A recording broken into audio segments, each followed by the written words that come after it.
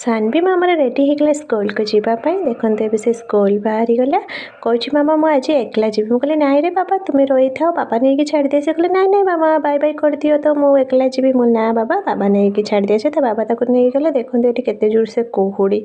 एबे माने शीत शीत टिके नागुची खरा बेला खाइबा आज टिके दही गुठली बनई मैंने तेल टिके देदेवे रसुण टमाटो आ गोटे मैंने दही के भल भाव लुण जीरा गुंड सब से हल्दी फल्दी पकईकि भल कि फेंटेक रखिदे छाड़देवे।